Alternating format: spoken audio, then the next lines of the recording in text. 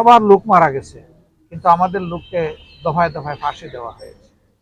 জেলের ভিতরে আমাদের সিনিয়র নেতৃবৃন্দকে খুন করা হয়েছে। সর্বশেষ খুনের শিকার হয়েছেন আল্লামা দিলওয়ার হোসেন সাইদ, সবাই আপনারা জানেন।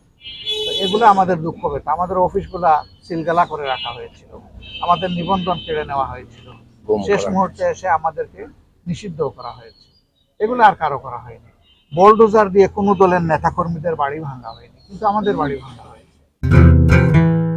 তিনি বাংলাদেশ জামাত ইসলামের কেন্দ্রীয় নির্বাহী পরিষদের সদস্য ছিলেন এবং কেন্দ্রীয় স্টেট সেক্রেটারি জেনারেলও ছিলেন। আপনারা জানেন, আল্লাহর কিছু নেক বান্দাদের বিরুদ্ধে বিগত ফ্যাসিবাদী সরকার গভীর ষড়যন্ত্রে লিপ্ত হয়। সংগঠন হিসাবে জামাতকে টার্গেট করে, আর ব্যক্তি হিসাবে নেতৃবৃন্দকে টার্গেট করে। তারা মিথ্যা মামলা দিয়ে আমাদের সম্মানিত নেতৃবৃন্দকে জেলে পুরে কাউকে ফাঁসি দেয়, আর কেউ কেউ জেলের ভিতরেই দুনিয়া থেকে বিদায় নেন। তাদের বিরুদ্ধে মিথ্যা মামলা যেটা হয়েছিল, আদালতে আইনি লড়াইয়ে নেতৃত্ব দিয়েছিলেন ব্যারিস্টার আব্দুর রাজ্জাক। এই অপরাধে তার চেম্বারে দুইবার ডিবি এবং বিভিন্ন এজেন্সি দিয়ে তাকে বিরক্ত করে, অপমান করে। শেষ পর্যন্ত তার জীবনের উপরে হুমকি প্রদান করা হয়। সেটাও উপেক্ষা করে তিনি লড়াই চালিয়ে যাচ্ছিলেন। কিন্তু যখন তার কাছে এটা নিশ্চিত হয়ে গেল যে একদিনের জন্য সরকার আর তাকে এই লড়াই চালাতে দিবে না, বরঞ্চ তারা কুমতলব হাসিল করার জন্য তার উপরেও ঝাঁপিয়ে পড়বে, তখন তিনি বাধ্য হয়ে দেশ ছেড়েছিলেন।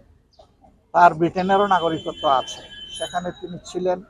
বড় কষ্ট, দুঃখ, ব্যথা অন্তরে নিয়েই ছিলেন। বারবার তিনি ছটফট করছিলেন বাংলাদেশে আসার জন্য, কিন্তু আল্লাহ পাকের ইচ্ছা, তার এই নিঃসঙ্গ প্রবাস জীবনে তিনি বহু কষ্ট করেছেন। 2 দফা বিভিন্ন ক্যান্সারে তিনি আক্রান্ত হয়েছেন। দীর্ঘদিন সেখানেও চিকিৎসা নিয়েছেন, বাংলাদেশে এসেও তিনি চিকিৎসা নিয়েছেন। কিন্তু আল্লাহ তাআলা তাকে তার কাছে নিয়ে যাওয়ারই ফয়সালা করেছেন, আল্লাহ নিয়ে গেছেন। তার শেষ দিনগুলো অত্যন্ত কষ্টের ছিল। আল্লাহ তাআলার দরবারে দোয়া করি, আল্লাহ তাআলা এই সকল কষ্টের বিনিময়ে এবং তার জীবনের সমস্ত নেক খেদমতের বিনিময়ে আল্লাহ তাকে ক্ষমা করে দিন। তার গুনাহ এবং ভুলগুলোকে ক্ষমা করে দিয়ে আল্লাহ তাআলা নেকিতে পরিণত করে দিন। তিনি আসলে মজলুমের পক্ষ হয়ে জালিমের বিরুদ্ধে লড়াইয়ের এক বাস্তব প্রতীক ছিলেন। আমরা আশা করি যে এখান থেকে যারা আইন অঙ্গনে সত্যিই মানুষকে, মজলুমকে সেবা দিতে চান, তাদের অনেক কিছু পাওয়ার আছে, নেওয়ার আছে, শিকার আছে। তিনি কখনো কোনো অনৈতিক মামলা গ্রহণ করতেন না। যে মামলা যথাযথ বলে মনে হতো সেইটাই করতেন। এর বিপরীতে যত মামলা আসুক, কাড়ি কাড়ি টাকা আসুক, 2 হাতে তিনি ফিরিয়ে দিতেন। তিনি আল্লাহকে ভয় করেই চলতেন বলে আমরা বিশ্বাস করি। এখনো যদি আইন অঙ্গনের সমস্ত আইনজীবীরা সেই একই নীতি অনুসরণ করেন, তাহলে মানুষ ন্যায় বিচার পাবে, এটা আমরা আশা করি। কিন্তু আইন অঙ্গনে সে অবস্থা আমরা দেখি না। বহু ধরনের অনাকাঙ্ক্ষিত পরিবেশ আমরা দেখতে পাই। তা আমরা দোয়া করি আল্লাহ তাআলা ইনসাফ বাংলাদেশে কায়েম করার জন্য, তার শর্ত হিসাবে আল্লাহ তাআলা কোরআনী শাসনটাও কায়েম করার ব্যবস্থা করবেন। আমিন। তাহলে সত্যিকারের ইনসাফ সর্বত্র কায়েম হবে, শুধু আদালতে নয়, সমাজের সর্বত্র। আমরা সেই ইনসাফ কায়েমের জন্য আল্লাহ তাআলার সাহায্য চাই, মঞ্জুরি চাই এবং আপনাদের সকলের সহযোগিতা চাই, দোয়া চাই। আপনারা সবাই দোয়া করবেন। এই কবরস্থানে তিনি ছাড়াও আল্লাহর যত বান্দাবান্দি শুয়ে আছেন, আমরা গুনাহগার মানুষ, আল্লাহর দরবারে তেলাওয়াত করে, ইস্তেগফার করে, দুরূদ করে আমরা দোয়া করেছি। আশা করি আমাদের মাওলা আমাদের দোয়া কবুল করবেন। আমাদের দোয়া যদি এই সমস্ত অসহায় মানুষের জন্য সামান্য একটু কাজে লাগে, আমরা আল্লাহর দরবারে আরও বেশি বিনীত এবং কৃতজ্ঞ হব, এবং আল্লাহ যেন তামাম জিন্দেগি পরস্পরের জন্য এই কল্যাণ কামনার দোয়া করার এই মনোভাব, মানসিকতা, উদারতা এবং আন্তরিকতা আল্লাহ তাআলা আমাদের সকলকে দান করেন। আমরা প্রত্যাশা করি যে তিনি ন্যায় বিচার পাবেন এবং তিনি অচিরেই মুক্ত হয়ে আমাদের বুকে ফিরে আসবেন এবং তিনি এদেশে ফিরে এসে ইসলামী আন্দোলনের নেতৃত্ব দিবেন। না, আজকে না, এটা 13 তারিখ হিয়ারিং হবে। 13 তারিখ ইনশাআল্লাহ ওটা আমরা পাবো। কারণ এটা জানেন ভাই, আমরা কি বলবো, আমাদের উপরে হাজার জাতের জুলুম করা হয়েছে, যেটা অন্য কোনো দলের উপরে না। সবার লোক মারা গেছে, কিন্তু আমাদের লোককে দফায় দফায় ফাঁসি দেওয়া হয়েছে। জেলের ভিতরে আমাদের সিনিয়র নেতৃবৃন্দকে খুন করা হয়েছে। সর্বশেষ খুনের শিকার হয়েছেন আল্লামা দিলওয়ার হোসেন সাইদ। সবাই আপনারা জানেন। তো এগুলো আমাদের দুঃখ পেত। আমাদের অফিসগুলা সিলগালা করে রাখা হয়েছিল, আমাদের নিবন্ধন কেড়ে নেওয়া হয়েছিল, শেষ মুহূর্তে এসে আমাদেরকে নিষিদ্ধ করা হয়েছে। এগুলো আর কারো করা হয়নি। বোলডোজার দিয়ে কোনো দলের নেতাকর্মীদের বাড়ি ভাঙা হয়নি, কিন্তু আমাদের বাড়ি ভাঙা হয়েছে। তা আমরা শত ব্যথা অন্তরে নিয়েও দেশটাকে ভালোবাসি, তো মানুষকেও ভালোবাসি। এই জন্য আমরা সিদ্ধান্ত নিয়েছিলাম যে আমরা দল কিংবা ব্যক্তিগত কোনো প্রতিশোধ নেব না, তবে অবশ্যই আইনের মাধ্যমে প্রতিকার চাব। প্রচুর মামলা করেছে, আপনারা জানেন না। অবশ্যই আমরা মিথ্যা মামলা করি নাই, শত শত মানুষকে আসামি বানাই নাই, কিন্তু যারা অপরাধী তাদের কাউকে আমরা ছাড়ি নাই। তাদের নাম সুনির্দিষ্ট উল্লেখ করে, তাদের অপরাধের সুনির্দিষ্ট ধরন উল্লেখ করে আমরা মামলা করেছি। আমরা সেই ন্যায় বিচারটা দেখতে চাই, দোয়া করেন সেই ন্যায় বিচার শুধু আমরা না, জাতি যেন পায়।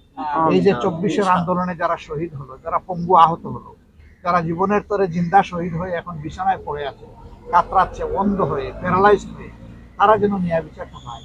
এই ন্যায় বিচার যদি নিশ্চিত হয়, তাহলে আগামীতে কোনো জালিমের জন্ম এই দেশে হবে না। যদি ন্যায় বিচার নিশ্চিত না হয়, তাহলে দফায় দফায় জালিম আরো ভয়ঙ্কর রূপ ধারণ করে এই জাতির সামনে আসবে। আল্লাহর কাছে আশ্রয় চাই সমস্ত জুলুম থেকে।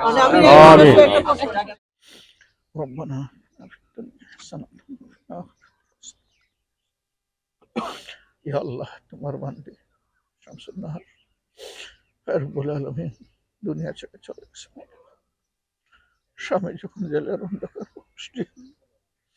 আল্লাহ মৃত্যুদণ্ড গাড়ির নিয়ে যখন জেলে, আল্লাহ স্বামীর সাথে শান্তিতে কোনো কথা বলতে পারে, আল্লাহ জীবনের শেষ কথাটুকু তার হয়।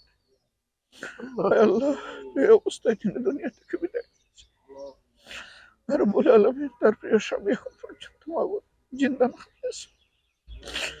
আল্লাহ তোমার বান্দিকে তুমি ক্ষমা করো, আমিন। আল্লাহ তার স্বামীকে তুমি মুক্ত করো, আমিন।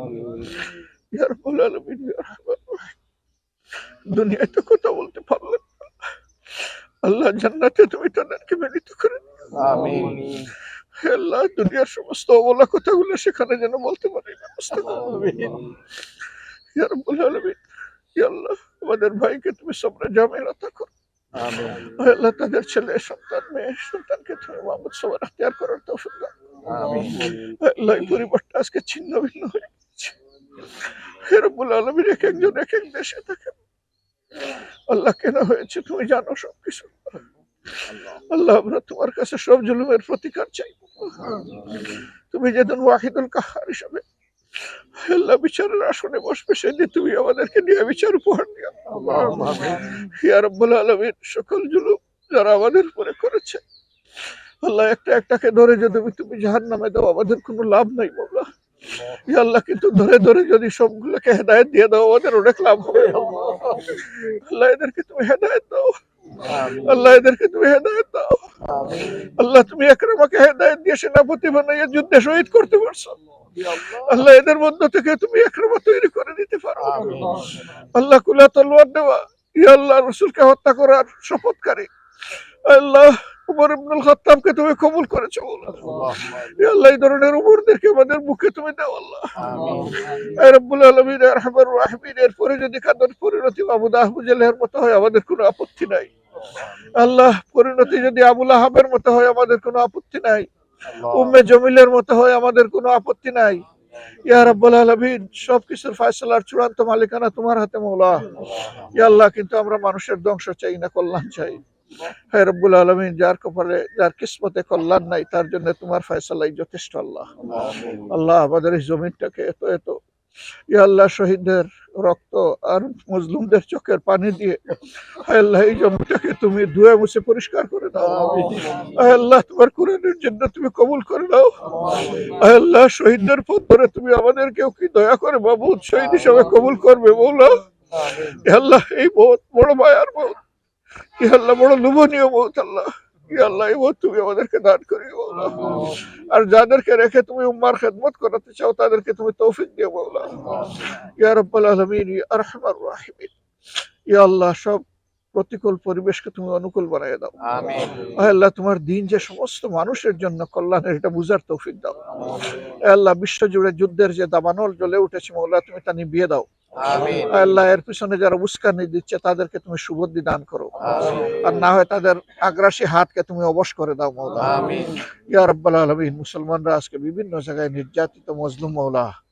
আয় আল্লাহ, ইয়া আরহামার রাহিমিন, গাজার মুসলমান, কাশ্মীরের মুসলমান, উইগুরের মুসলমান, ইয়া রাব্বাল আলামিন, মিন্দানাওয়ের মুসলমান, আয় আল্লাহ এখনো পর্যন্ত সিরিয়ার মুসলমানরা স্থির হতে পারে নাই।